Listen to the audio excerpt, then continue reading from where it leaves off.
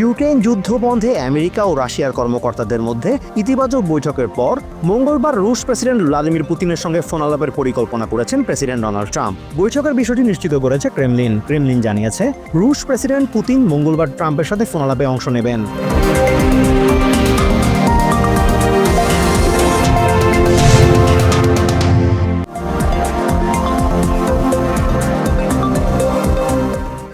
বৈরী আবহাওয়ার কারণে দেশের 7টি স্টেটের মৃতের সংখ্যা বেড়ে 40 জনে দাঁড়িয়েছে। নিহতদের মধ্যে 12 জনই মিজোরির বাসিন্দা বলে জানিয়েছে কর্তৃপক্ষ। এছাড়াও বিদ্যুৎ সরবরাহ ব্যবস্থা ক্ষতিগ্রস্ত হওয়ায় বিদ্যুৎহীন হয়ে পড়েছেন এসব অঞ্চলের কয়েক হাজার গ্রাহক।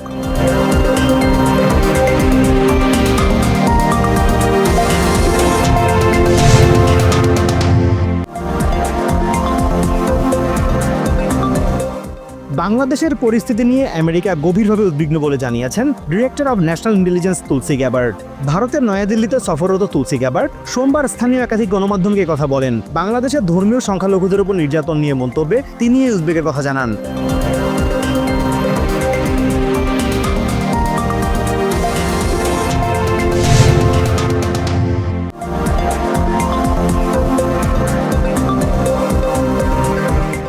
বর্তমানে বাংলাদেশ যুদ্ধাবস্থার মধ্য দিয়ে যাচ্ছে।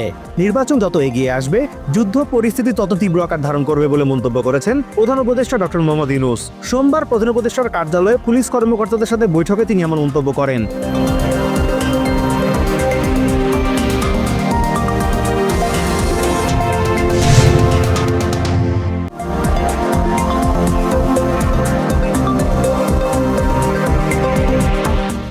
বড় পরিসরে প্রবাসীদের ভোটে অন্তর্ভুক্তি নিশ্চিত করতে প্রক্সি ভোটের বিকল্প নেই বলে জানিয়েছেন নির্বাচন কমিশনার আবুল ফজল মোহাম্মদ সানাউল্লাহ। প্রবাসীরা যেন ভোট দিতে আইনি জটিলতায় না পড়েন সেটি নির্বাচন কমিশন দেখবে বলে জানান তিনি।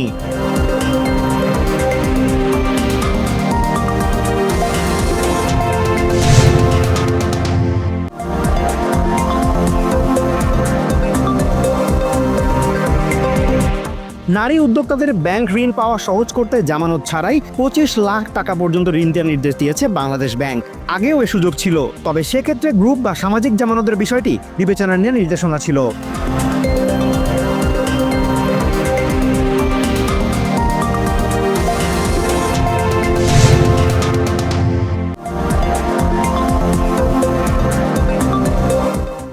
আইন উপদেষ্টা আসিফ নজরুল বলেন, নারী ও শিশু নির্যাতন দমন আইন সংশোধনীর ব্যাপারে সরকার নীতিগত অনুমোদন দিয়েছে। সংশোধনীর খসড়ায় শিশু ধর্ষণ মামলা আলাদাভাবে বিচার করার জন্য বিশেষ ট্রাইব্যুনালের বিধান রাখা হয়েছে। এই বিষয়ে সবাই নীতিগতভাবে সম্মত হয়েছে।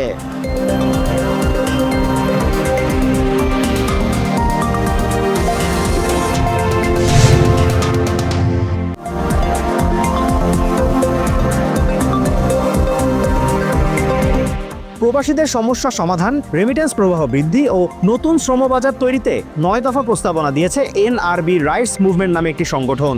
সোমবার ঢাকা রিপোর্টার্স ইউনিটিতে সংবাদ সম্মেলনে সংগঠনটির চেয়ারম্যান ব্যারিস্টার মিজানুর রহমান এসব দাবি তুলে ধরেন।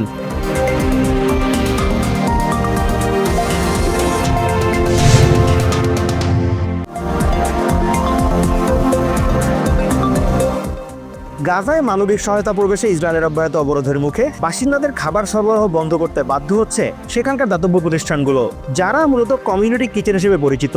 গাজায় ইসরায়েলি আগ্রাসন শুরুর পর থেকে হাজারো মানুষের খাদ্য সরবরাহ করে আসছে সব কমিউনিটি কিচেনগুলো।